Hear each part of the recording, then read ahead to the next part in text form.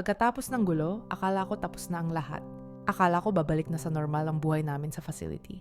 Pero hindi pa pala yun ang pinakamasakit na parte. Isang umaga, pagpasok ko sa duty, napansin kong tahimik ang lahat. Walang nag-uusap, parang may nangyari pero walang nagsasabi. Tapos lumapit ang isang coworker. Umalis na siya, sabi niya. Napakunot ang noo ko. Sino? Siya, yung girl na naging karelasyon niya. Natulala ako. Umalis saan? Nag-run away, hindi na bumalik kagabi. May kumuha sa kanya, hindi na raw babalik dito. Parang huminto yung oras. Hindi dahil may feelings ako para sa kanya, kundi dahil alam kong isa na naman itong bagay na mawawala sa buhay niya. Isa na namang biglang pag-alis. Isa na namang sugat.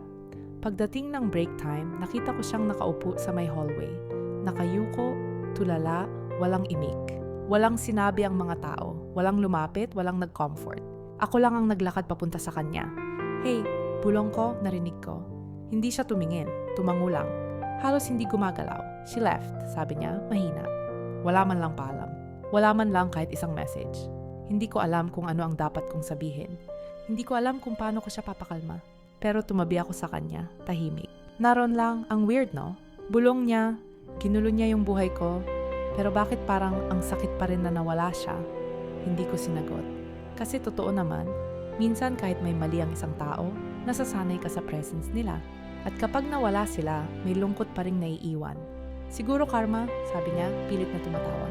Siguro ito yung kapalit ng ginawa ko sa girlfriend ko. Tumingin siya sa dingding, pagod, basag. At doon ko nakita yung lalaking hindi ko nakikita dati. Yung lalaking marunong masaktan, marunong magsisi, marunong malungkot ng tahimik. Kapag kasama namin siya sa trabaho, tahimik lang siya. Walang iniistorbo, walang nilalapitan. Pag uwi niya, hindi na siya umaalis ng kwarto.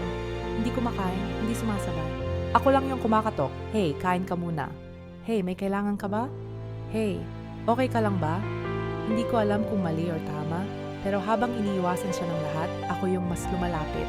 At habang lumalapit ako, mas lalo kong nakikita yung totoong siya. Yung version niya na hindi niya ipinapakita kanino man. Isang gabi, habang naglalakad kami pa uwi, bigla siyang tumigil. Salamat, sabi niya. Kasi nung nawala siya, ikaw yung nandito. At doon nagsimula ang lahat. Hindi sa pagsasabihan ng feelings, hindi sa mga yakap o confession, kundi sa simpleng presensya. Kasi minsan, hindi mo namamalayan yung pagiging nandyan mo ang nagiging dahilan kung bakit nagbabago ang kwento.